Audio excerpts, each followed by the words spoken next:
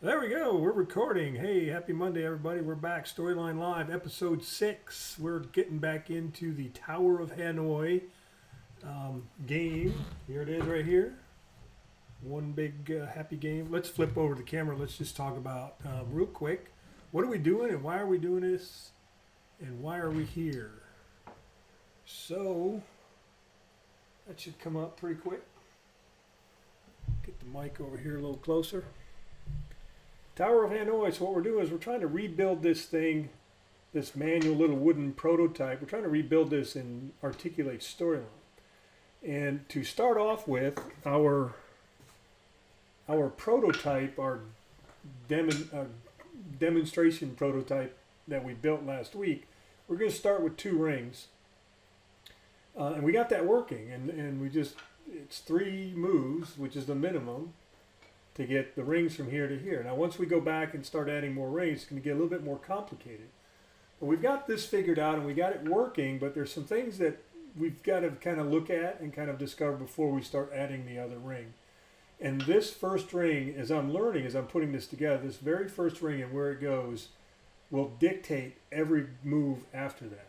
So it's really critical that we get this first move understood and what happens, sort of the domino trickle effect that this one ring causes when we move. Because then when we add a 3rd ring, it really doesn't matter how many we put down here because this is still going to be the first move, regardless of how many you do, 3 or 4 or 5 rings. So this is a critical first step. And once we get that figured out, a little bit more, almost there, then I think it's just busy work after that. That's that's my guess anyway, so we'll see. Let's see. Okay, I'm producing again, so hang on, give me a second. Turn this one off and flip back. Oh, there we go. Be cool to have maybe some like virtual reality gloves where I can just kind of like point in the air and make cameras change and different things. Hey, good morning, Dawn. How are you? Excuse me. So let's see. Last week, we're going to go. A couple things I learned too is we're going to go for 1 hour. I let it just run. I figured 1.5 hours, 2 maybe, depending. So a couple things that I learned from that. One is the video that records. It ends up being several gigabytes in size, and it takes pretty much the rest of the day to render that and get it up on the website. So I'm going to keep it down to 1 hour. We're going to go today and tomorrow, and then I'll put the schedules events out, but I can't do Wednesday and Thursday this week, and then we're going to go to Friday. And then some other things I'm thinking about, switch that up to once a week. Later, I want to get past this build first, but then maybe just do once a week after that, and then do some other things. And I'm also thinking about moving from Facebook over to YouTube and do YouTube Live, simply because it's a more versatile platform of getting out. I don't know. It's kind of side thinking, but I'm having fun thinking. Hey, Kelly, good morning. How are you? Kelly's in the house. Hey, there's Paul. I didn't see you, Paul. Come in. Thanks, buddy. Good to see you. Excellent. Okay. So why don't we let's just jump right in and let's jump over. I'm gonna point out a couple things that I'm producing again, so hang on. Let's see. We're going to move this down here, and then what did we do last week? We moved the camera to the upper right, so as not to interfere with. There we go. How's that look? I'm still there. You can still see me. That's all that matters. All right, let's dive right in. So this is our prototype as far as we got. And there's a couple things. I made some notes on some things that if you haven't had a chance to go to the website. Hi, Stephanie. I'm going to put in here, hang on just a minute. I'm going to put in the comments. How do I spell that? And then how do I spell this? There we go. And there. That website, that's a page that I created just sort of an extra page. where I'm keeping a chronological sort of notes and images and sketches and the YouTube video of this recording from last week. So I've also put it up on YouTube and then embed that on the website. So, Paul, if you want, you could go to the YouTube channel, subscribe there, and then it's a playlist. So you can just watch each video in a row rather than trying to dig through Facebook and look for them. Or you can go to the website and read the notes and the kind of summary of what we did that day and then watch the video. So there's plenty of notes and stuff that goes around it. Anyway, so as of episode 5 on Friday, this is where we ended up. And a couple things we have to consider. So let's play it, and I'll show you what I'm referring to. So here we go. Now, up at the top, for those of you joining for the first time, those listeners, they're on-screen variable listeners. So I can see or see my program working. And I've got a series of true-false variables assigned to positions. Now, right now, we're only using the positions 4 and 5 because we're only dealing with 2 rings. So A4 and A5 for tower A, B4 and B5 for tower B, and C4 and C5 for tower C. The others, they're there, so we have to plan for the future for the other rings that we're going to be adding. But right now, it's just those 2 lower positions. The blue shapes are, again, sort of a visual listener to let me know that those drop targets are activated. This is a drag and drop kind of custom interaction. So those drop targets are now activated, meaning if you see there, drop B5 and drop C5 are the only 2 possible locations that ring 1 could go to. And then as I move ring 1, you'll notice that now there's 3 possible locations for 2 rings to go. Ring 1 could go back to where it started, or it could go over to C5, and then ring 2 could also go to B4. So now I have to evaluate multiple locations and multiple drag items and where they could go and where they can't go. Also now, look at the top there, those listeners, you'll see that true is now position B5. So now I can see that I know that there's 2 objects in those 2 locations. So I'm keeping track of where things are as things get moved around. And then I move ring 2 over to the tower C, and then we see our true-false, we see our 2 true values indicating tower B and tower C are now occupied. And then to win, if you look at the bottom left, we added a counter. So this is our third minimum number of moves to win with 2 rings is 3 moves. And then we get 3 and we win. So that's our feedback. We win. Yay. That works fine. Then we reset. We can play again. Everything resets. We go back to our 2 true false. So that's our working prototype. Yay, right? Everything works. No, it doesn't. That's if you follow the rules. So I'm going to ask my good friends in the industry, who doesn't follow the rules when we build these things?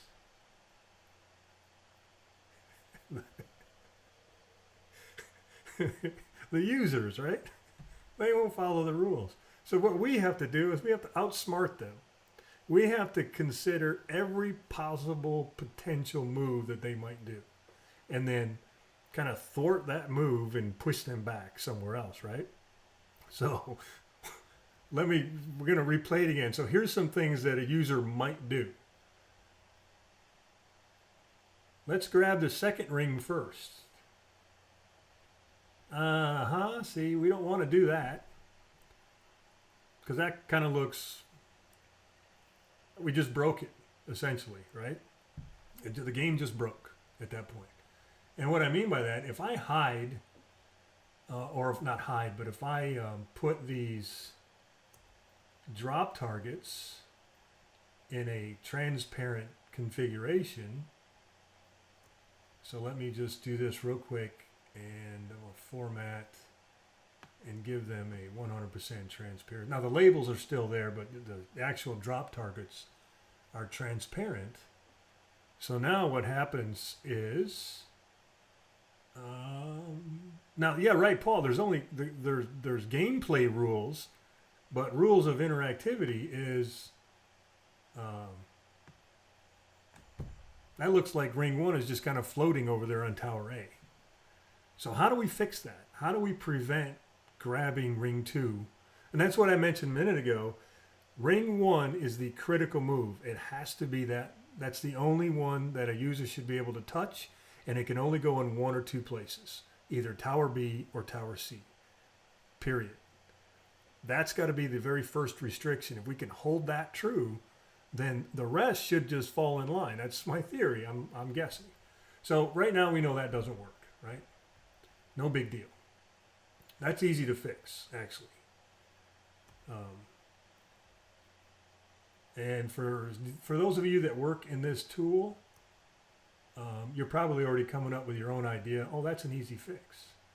So while I'm resetting this, and before I do it, anybody got an idea of what that idea would be to fix that from happening? Oh, it's really simple. Come on, Dawn, I know you know.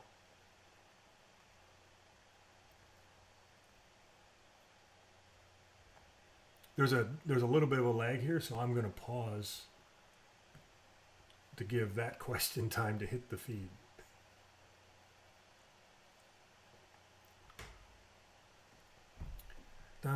Cue the Jeopardy music.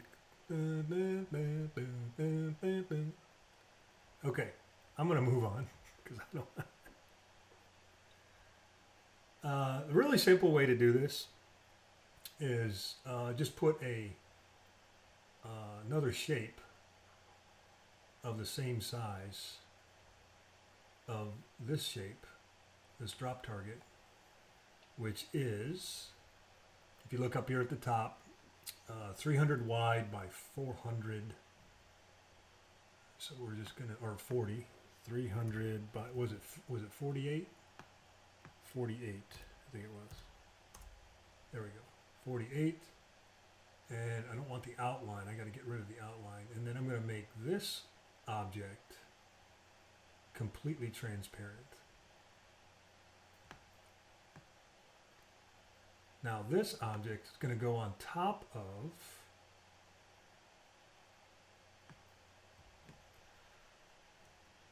the ring 2, and this will follow suit for all the other rings too. So I'll put one of these on each one of those as well. So there's our, you can't see it, but down here, and I can tell now again, for those of you who are new to this tool, if you think of layers in a graphic editing tool, or if we take this thing and we lay it over on its side and then we look at all the objects stacked, then what happens is that rectangle is at the top of the stack and everything else is kind of layered underneath it. So I know this is the topmost object on this slide. And I'm just going to call it, I'm going to give this a name, Ring 2 Mask. So that's just because I need to change it, I need to hide it, right? So it's in currently, it's an object, which means it's still in its normal state. It's there. Storyline recognizes that it's there. But I need to hide it once ring 1 moves. So let's test to make sure that I can't grab ring 2 first. That's our first test.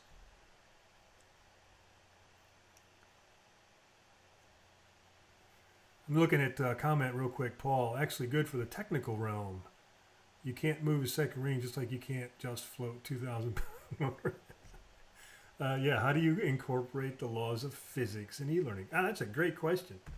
I love that. That's right. How do you accommodate that? So now look, see, I can't grab it. I don't know if you can tell, but there's no, my mouse is not changing. If I come over, see how the mouse pointer changes, that I can pick this up and drag it? Down here now I can't touch it. So what I've done is I've restricted the user to only move one of these rings, and that's the top ring. So I'll do the same thing as I stack in the others below it. So that was one thing we had to figure. Now what happens now though, if I move ring 1 over to its location, or a particular, either here or tower C, I need to be able to get access to the next ring now. So what we have to do is add another trigger. And our trigger is change the state of that mask that we just created, ring 2 mask, to hidden. We want to hide it because I don't care after this. Once that first play is done, I'm going to hide it and I don't need it anymore. I just need it that very first. That's why I keep going back to that first move is critical. We control that first move and everything else should be fine. And then when object dropped on, and the object that we're going to be moving is ring 1. And if ring 1 is dropped on either drop C5 or B5. So the only two possible locations for ring 1 to go. One of those two locations. So that trigger says if ring 1 is dropped on B5 or C5, then hide that mask, which then gives us access to ring 2. So let's test that out real quick.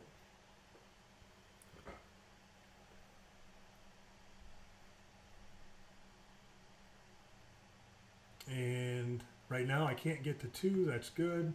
I move ring 1 over to tower B. I should be able to now get ring 2 and bring it over. There we go. So everything works there. That's good. So that works. Oh, we got to test one more. We have to go the other way. Every possible scenario. Building the game is kind of the easy part. It's just figuring out all of these possible scenarios. I'm going to put ring 1 over here on tower C to start with. And then, yep, so that works. And we go back this way. Perfect. So we fixed that. Now, one of the other things, that's good. Check that off our list. That's off my list. Prevent a higher ring from moving to lower rings occupying the same tower. So check. We got that fixed. Prevent rings from dropping on targets above an intended position. What did I mean by that? And the other note I have, allow a move counter greater than minimum. Okay, I'll get to that in a minute. Consider that. Okay, I'll get back to that. Prevent rings from snapping back to their starting position. Ah, right. So this is a toughie. I'm not sure I've got this one quite figured out in my head yet. But what that means, wait a minute, let me back up. I need to turn off the feedback.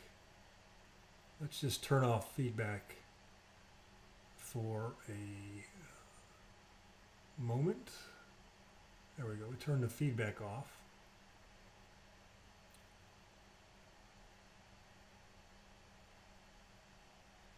As it comes up. Okay. So what we're saying here is prevent. Let me back up. So right here, let me see if this works if I do this. What happens when you refresh, for some reason it's not resetting my variables. There we go. So there they are. So right here, drop A4 and drop A5 are the starting positions for the two rings. These are considered starting. So but basically the way a drag and drop inherently works, if I drop a drag item on anything but a drop target, it snaps back to its starting position. That's the inherent underlying functionality of a drag and drop interaction in this tool.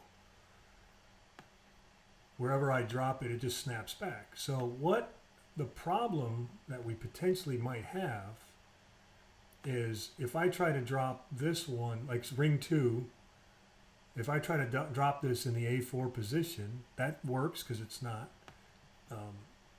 a valid drop position. If I try to just drop it up 1, that's not a valid position, so that's fine. If I try to drop it on top of C4, or drop it on top of C1, if I try to drop it on top of ring 1, it snaps back, which is good because that's the starting position. However, if I try to bring this over and then bring this up, I had this a minute ago. Let's see. Let's do that.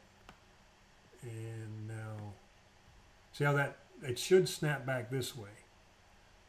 Let me play that again.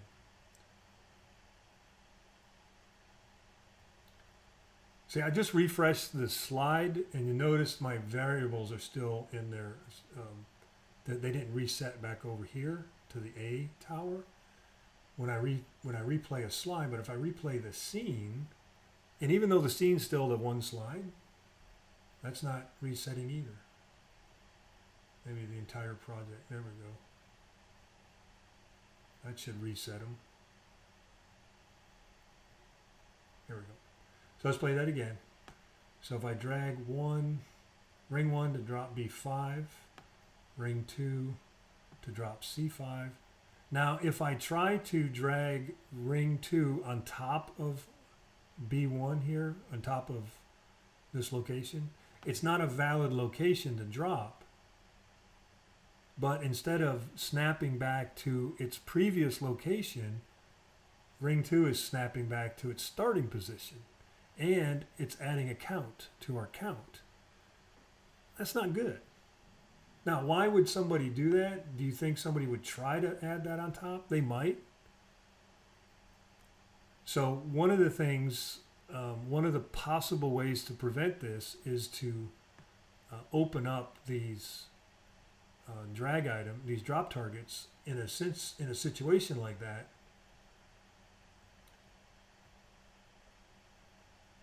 It's not where I'm going to close it, and for some reason it's not refreshing.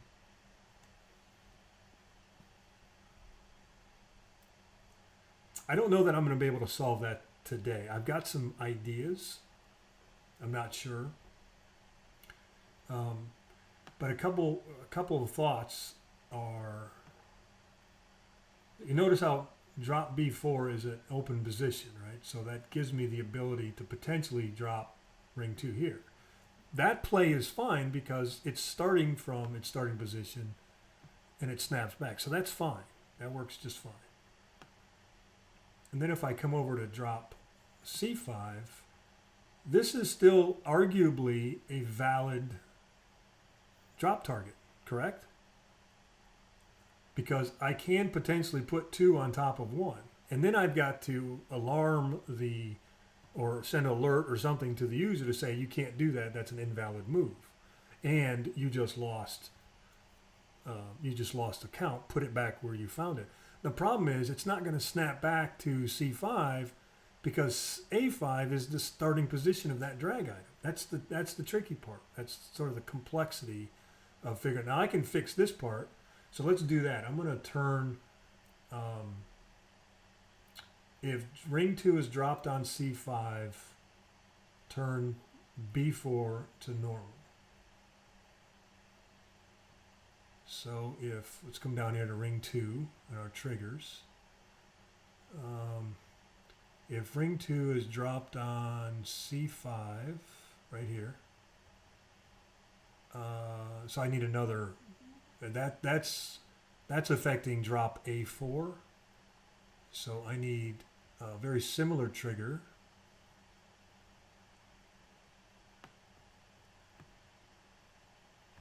And let's push this up relatively, there we go. So this one is change the state of B4 to normal when ring 2 is dropped on C5, which then makes it an active drop target. Let me save real quick. And now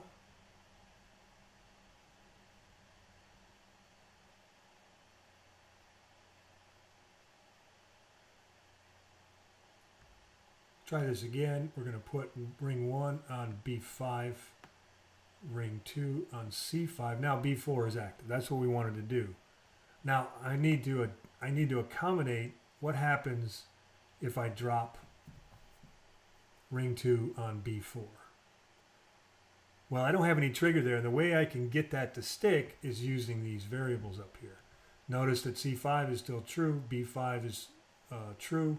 So what happens is this needs to go back to false, and then B4 needs to go to true. that will, when I do that, that will allow that to stick there. And then once it sticks, then I can show a that invalid move sort of indication.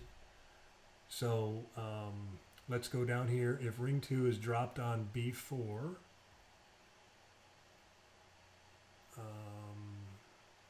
oh, this is down here. Set position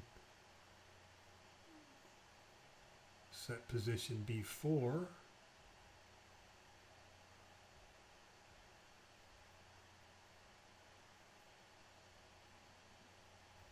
Set position B4 to true if ring 2 is dropped on B4 or position B4.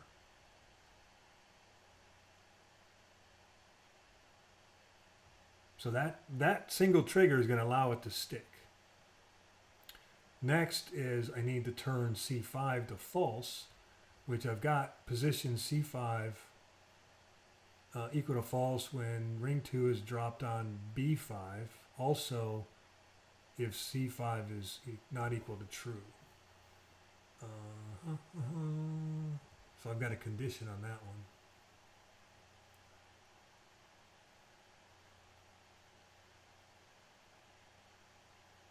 I don't know that I need the condition anymore. Drop C5 to, wait a minute, set position C5 to false. Let me study that one a minute. Why do I have this condition here? I did that last week, and I know there's a reason, or I wouldn't have done it.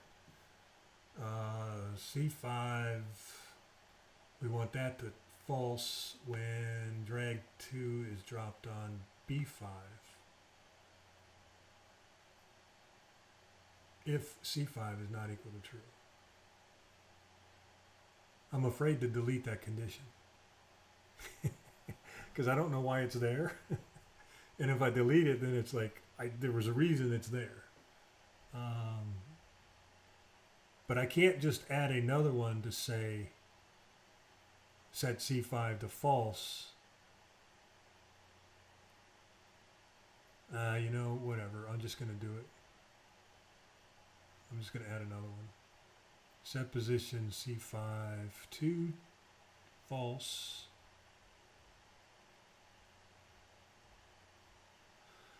And just take out the condition on this one. Let's see. This will... I probably just broke something. When it goes to position, make sure that's B5. No, wait. B4. That's the difference. We're not going to B5. That's what we're trying to do. It's this second one right here. Okay, that's good. Now I'm with it. The brain. Okay. And now,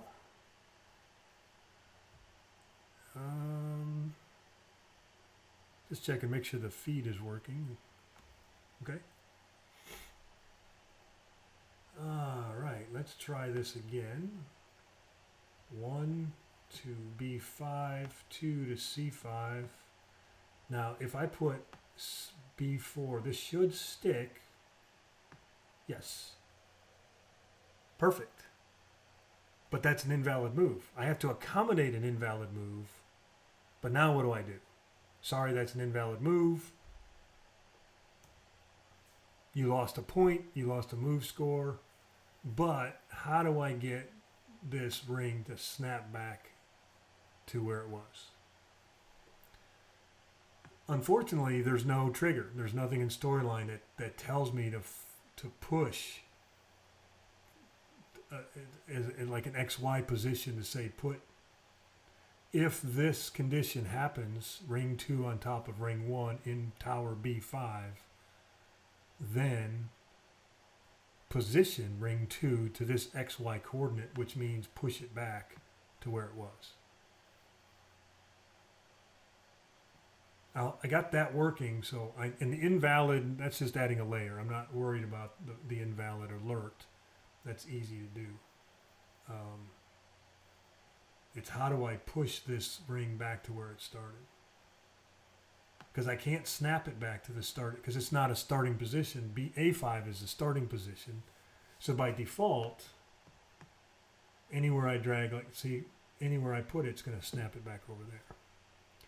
So that's a little bit more complex to figure out. I'm not going to try to tackle that right now. I need to give that some more thought. I have some theory. One of the theories that I have is essentially A4 and A5 are the starting positions. So that's by default going to snap back those drag items back to their starting position. One of the theories is to, as soon as, again, it goes back to ring 1 being that critical move. Once I move ring 1 to either B5 or C5, then jump to another slide and indicate, basically evaluate where it went here, and then have one other slide and then put that ring in that position automatically. That eliminates, now there's no more starting position. Maybe, because now when you go to another slide, is that now the next starting position? I don't know. I need to build another prototype in order to test that out. So if users follow the rules, then I don't have to worry about the invalid move. That's one thing. But there's always one that's like, I'm going to break it or I can do it. So that's one of the challenges. The other challenge, I'm going to put a pause on that right now. And then the next note I have, that was preventing rings from dropping on targets above the intended position. The other one, remember what we did when we first started this episode, is to prevent that ring 1 from floating.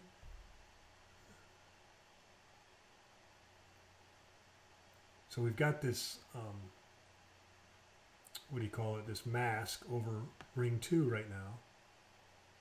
And if I put 2 over here, we have sort of this problem right here. Even though that drop target is hidden, Storyline apparently is still seeing it, still recognizing it there. Now, I've built similar, I don't know if you pay attention to my work, but in Storyline 1, the very first version of Storyline, I built a tic-tac-toe game, which is a drag and drop, which is similar to evaluating drag items and drop targets and making one place invalid. So like when you land an X in the upper left corner of a tic-tac-toe grid square, that space is occupied and you can't put anything there. So you put a mask over it and it doesn't recognize that. That doesn't work anymore in this version of Storyline, from what I've been trying to test. So the first thing I'm going to do is I'm going to put, even though that says inactive, I'm going to put another mask on top of that drop target and see if I can prevent that from happening. So I'm just going to grab this mask that I already have, same, width and height. I'm going to make a copy of it, and I'm going to put it right here in this same sort of position. Now the trick here, though, this is not a mask for the ring. This is a mask for the drop target. So this is mask drop A4. I'm gonna rename this mask ring 2. Rename. Now what I have to do is I have to take this and I have to sandwich it between the ring 1, or any ring for that matter. So I need to sandwich it between the rings and the drop targets. So if we kind of push, let's get a bigger look at this. If we look, our 2 rings are right here. So I need my mask below that, behind the rings, but yet above the drop targets. The drop targets are down here in the back, or in the bottom. So by sandwiching that in between, I know that I am masking on top of that ring, or that drop target. Now, question is, again, do I set it to hidden now and turn it to normal when here's what we're going to do. We're going to leverage those variables. So I'm going to set it to hidden. And then I'm going to change the state of that mask.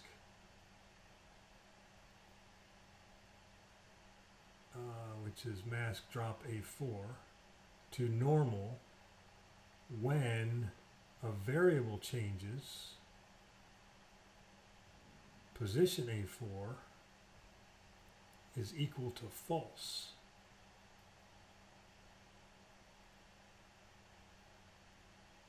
Now, what does that mean?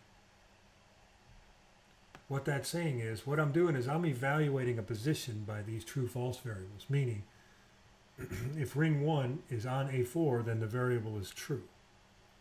When I move ring 1 to any other location, I'm switching that variable back to false.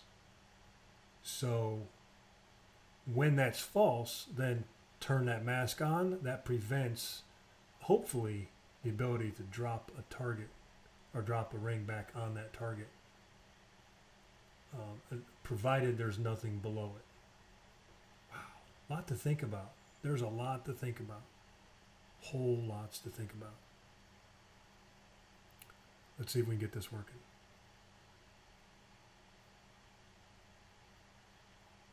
Okay, let's test this out. We're going to move ring 1 to B5, ring 2 to C5. Now I'm going to try to put ring 1 back on A4 and see what happens. Now if this doesn't work, it's going to snap.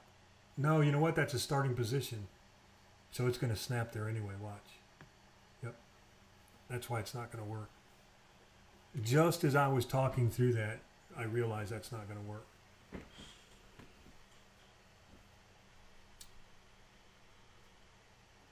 And look, position A4 went to true, which is right. I mean, oh, but look, C5 is now false, and it should be true. Just a domino effect of this thing falling apart. It's like, well, why are you doing this so hard? Why are you doing it the hard way? Why don't you just use JavaScript? Well, because you're not challenged that way. I mean, it's not saying JavaScript's not challenging. That's, please, no disrespect to the scripting language, but it's challenging what can Storyline do out of the box. So if you were to go buy this software today and you just bought a license, then everything that comes right out of the box you should be able to do. And that's my challenge to myself, is to build this game with what Storyline gives me as a license owner of this software. And right now it's kicking my teeth. All right, we got this whole starting position thing is kind of a domino effect. You know, it's affecting multiple things. So I'm going to regroup, and I got to think of a different way to accommodate how to not allow this snapback. Because one of the things I'm not doing is this is a freeform, what's called a freeform interaction, but I'm not converting it by using the internal built freeform conversion tool. That in other words, if you look at right up here where it says convert to freeform, when I do that, that gives me a few more settings that I can play with, but it doesn't have anything regarding prevent dropping back to it's always going to snap back to the starting position. So somehow I've got to get Storyline to ignore that starting position. How do I do that? I'm not sure yet. But I've got to get Storyline to pretty much ignore it. That's the challenge. Let's see. Prevent rings from snapping back. That was that challenge. Prevent rings from dropping above. That was the other one. Provided. Let's see. I'm going to try something.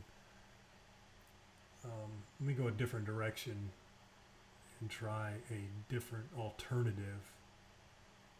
Alternative. Make sure I use the right word. Ring. I'm going to put this one over here. Ring 2 on B5.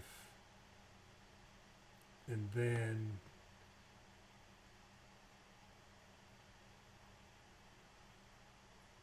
the possibility of a user just like, I'm just going to see if I can snap it up here on top of the tower. Yeah, see that doesn't work either. Now here's what's going to happen. If I put another mask on C4, even though that drop target is hidden, Storyline still, for some reason, is seeing it. So it's still connecting it to it. And now C4 is true. And C5 is still true, which it shouldn't be. It should be false. Well, the reason C5 is still true is because I'm not accommodating a trigger to say turn C5 back to false if ring 1 is dropped on C4, because it's not a valid move. So why would I try to evaluate that? Because it's an invalid move. So we've got to evaluate not only the right moves, but also the invalid moves. That brings me to my next idea.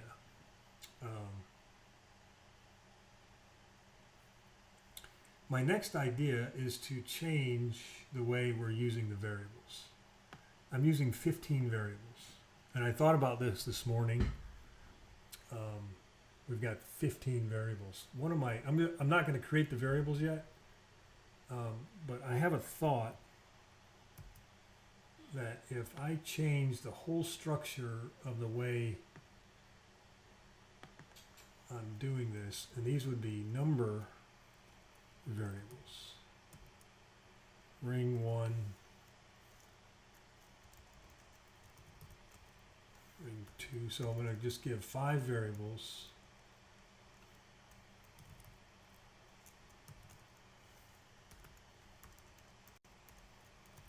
Ring 4 and ring 5. The idea that these would be number variables instead of true false variables, and then my variables position would be 1 through 15. So I would just change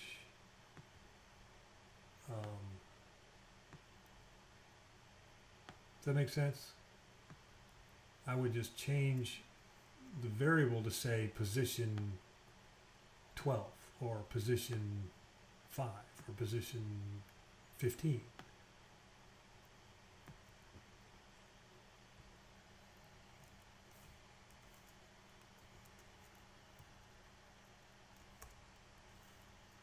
Something like this. And I got to thinking about this. I'm wondering if I do this, I can evaluate a position by its number rather than evaluating a true false on 15 different positions. One, that would reduce the number of variables by 10. So that's a plus. And then positions would be, like, for instance, drop A4, hide that mask.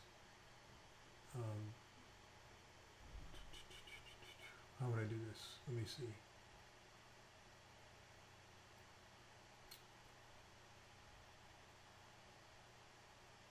Come on.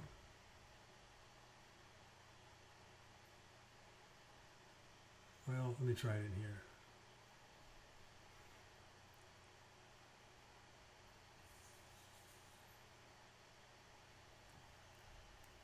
Drop A4 equals 4. So that would be the position.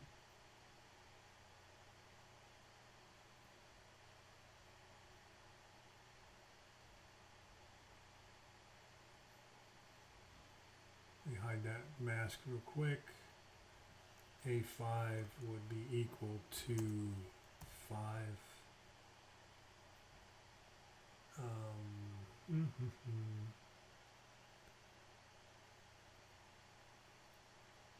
4 would be 6, 7, 8, 9. So this would be position 9. This would be position 10. And C4 would be position 14 and 15. I'm not sure if this is going to be any better or worse, but if I go this route, I'd have to essentially scrap most of these triggers, not the drop triggers, but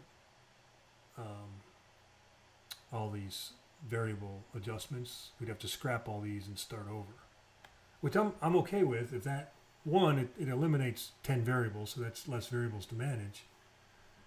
But it also might have a beneficial advantage of just dealing with 5 variables rather than 15. I don't know. I have to give that some thought too. So we're still refining. It's still fine-tuning this because, again, I'm not comfortable going forward adding more rings to this game until I get these 2 rings completely working fine. And that's accounting for invalid moves. That's accounting for winning at the minimum number of moves. Oh, that's the other thing. That's the other note. Let me turn these back on and disregard those notes I just put there. That's win, and that's moves greater than 3. So to just real quick summary, we show the win column, or excuse me, the win layer, if the number of moves equals 3 and position B4 and B5 are equal to true, meaning that 1 and 2 on tower C, or excuse me, tower B, have rings on 1 and 2. Now rings 1 and 2 are in correct position on B5. That's essentially what this trigger does. And the other trigger does the same thing. It's just evaluating whether or not the win, ring 1 and ring 2, is on tower C. So it evaluates whether there's a win on either one of those towers. And then this third one is if it's greater than the minimum number of moves, show that layer, which is bummer. You know, I don't want to do that though. Why? Because playing the big game, when I say the big game, 31 moves is minimum for 5 rings. That's a lot of moves. And when I was first trying and playing, and I still can't do it first time, and sometimes I can do it, sometimes I can't, but what happens, you might get 36 moves or 37 moves. So I want to be able to count the total number of moves, even though it's greater than the minimum, and then still allow the user to get a win, and then count and say, congratulations, you met the minimum number of moves. Sorry, you took 6 moves. The minimum is 3 moves in this case. So that has everything to do with this trigger right here. I don't want it just to say greater than 3 and then just stop. Let me demonstrate and I'll show you what I mean. Now that I turn those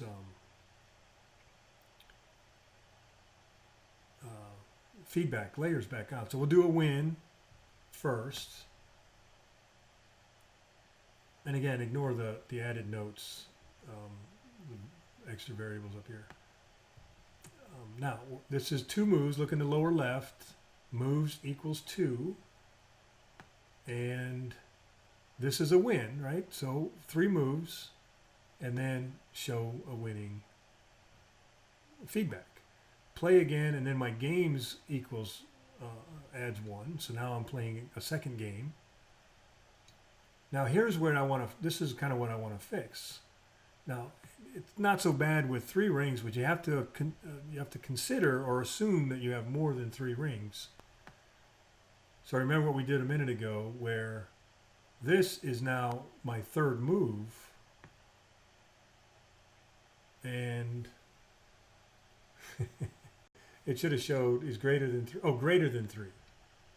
So now if I move, let's say move 2 back here, I'm still not done, but now it showed. That's what I'm trying to avoid is that was 4 moves, and it's greater than 3. So the feedback layer works fine. The trigger is working exactly how I told it to. If greater than 3, show this layer. And it did just that. But there's one more move yet to finish that particular gameplay, which would be 5. So I've got to count the number of plays and not show this layer until a win.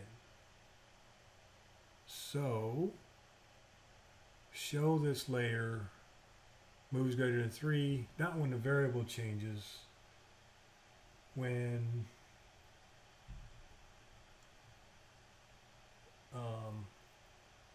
when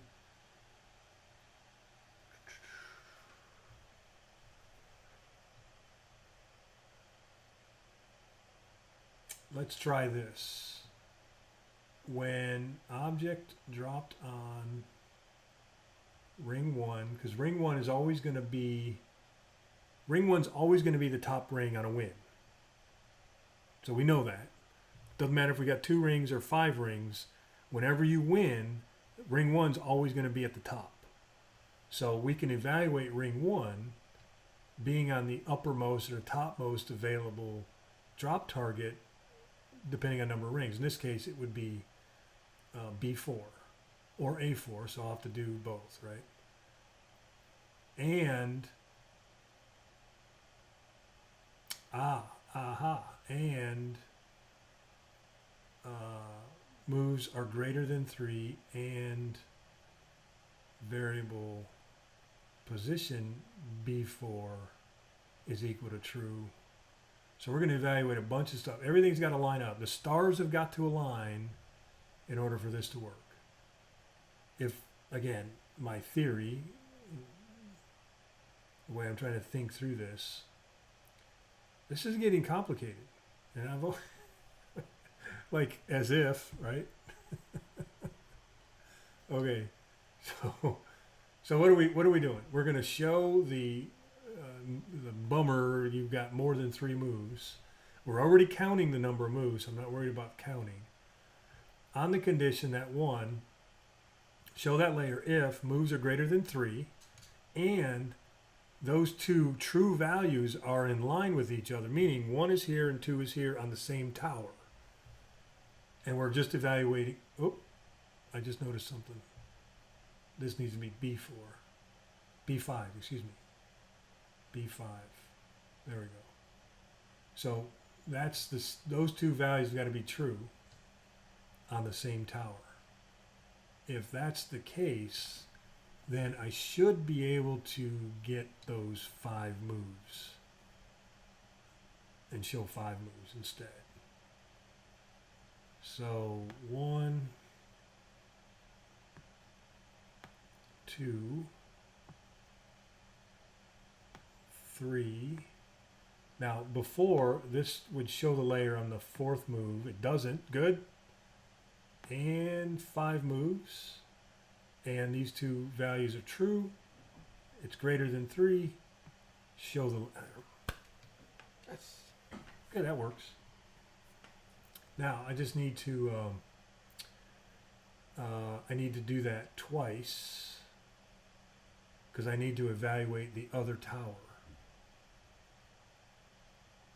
Actually, I need to evaluate all 3 towers, don't I? Because once you move away... Well, the idea is not to build it back on... No, I'm not going to do tower A.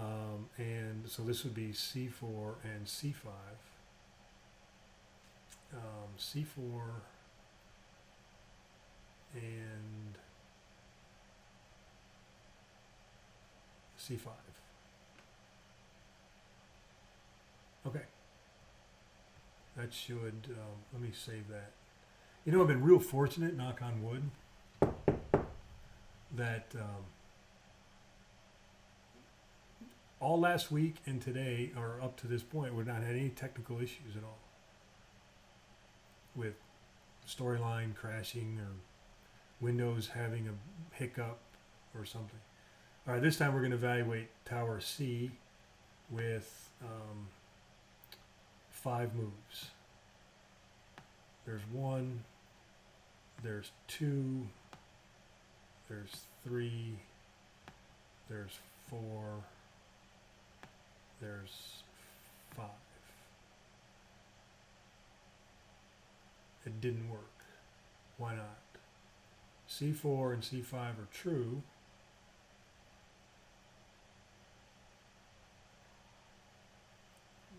Moves are 5, greater than 3. No moves, C4 and C5 are equal to tree. Is it still on ring 1? Oh no, no moves. It's down here on ring 1 now. Come on, I passed it. Right here.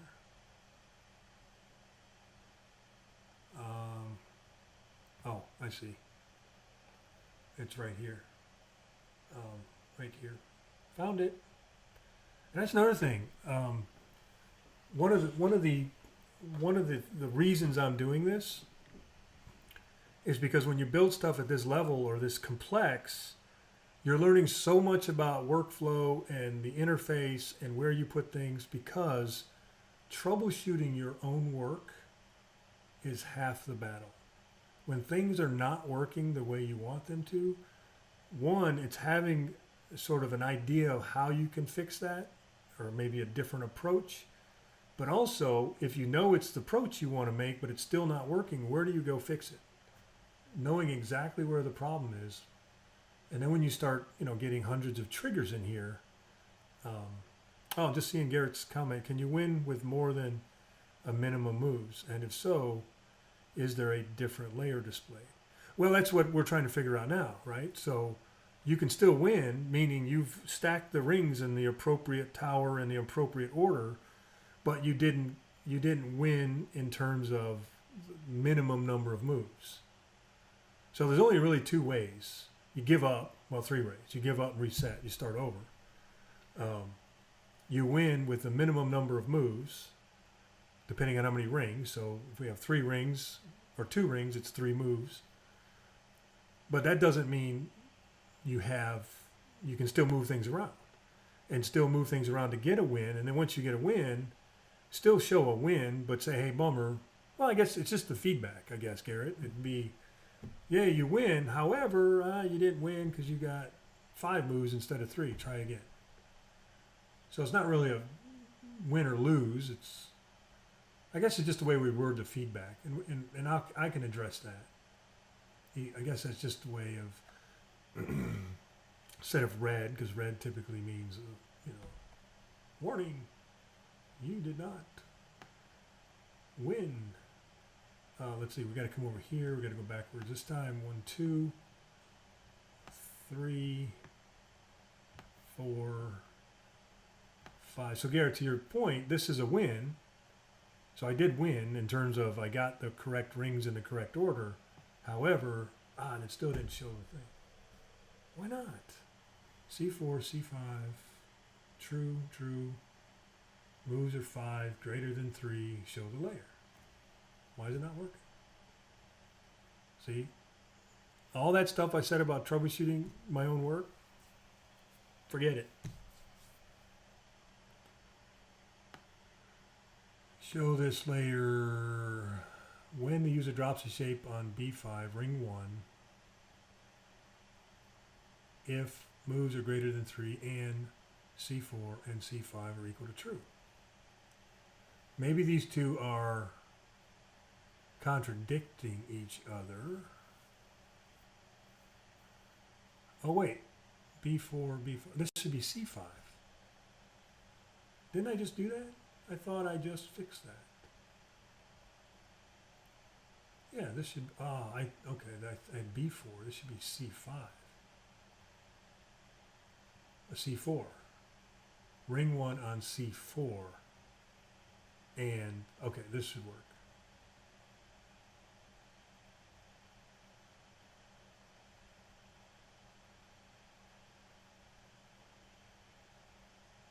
All right, cross your fingers. And then we're going to wrap it up right after this because that's an hour. I want to keep it right about an hour now. as we keep going forward. We got a couple things figured out, and I'll write up a summary. Now here we go. This is 5 moves. There we go. You took 5 moves and minimums. Okay, so good. That's what I wanted to accomplish. Perfect. And that is, I've got version 3, which is actually, it's today's version. So I'm going to save that, and then when I make changes tomorrow, I'm going to start adding. I want to keep each one of these versions separate in case because I'm really thinking about changing that whole variable structure. And if that doesn't work, I want to be able to come back to this. The question is, do I get these other functionalities figured out here first? But because I'm evaluating and using variables to do a lot of that, it might be best just to go try that new approach and see if it works. And if it does, then go that direction, or just keep going this way. I don't know. More thought. But I'll write it up. I'm going to record this, put it down, and we'll figure all this out. And that's it. See, 1 hour. I think that's good. We're just keeping it an hour. We'll go daily. And again, we'll be back here tomorrow at 11 a.m. Central. And then I'm tied up Wednesday and Thursday this week. But then Friday, I'll be back Friday. And then I'll plan for the following week on what the schedule is. It might get to the point, if we can't get some momentum going with this thing a little bit faster, 1 hour at a time, I'm going to keep it live though. Like I said, I'm not going to work on this other than giving it some deeper thought, tinkering around with some ideas, but actually working on this project, I'm going to do it live. So if that means we might have to skip around a couple days during the week, or maybe just move it to Fridays and do 2 hours on Fridays. I don't know. And like I said, I'm considering moving to YouTube as well. So thanks for everybody. Thanks for joining. That's all I got this time. Happy Monday. And if you got time, you want to stop by, say hi, come by tomorrow, same time. We'll see you then. Bye now.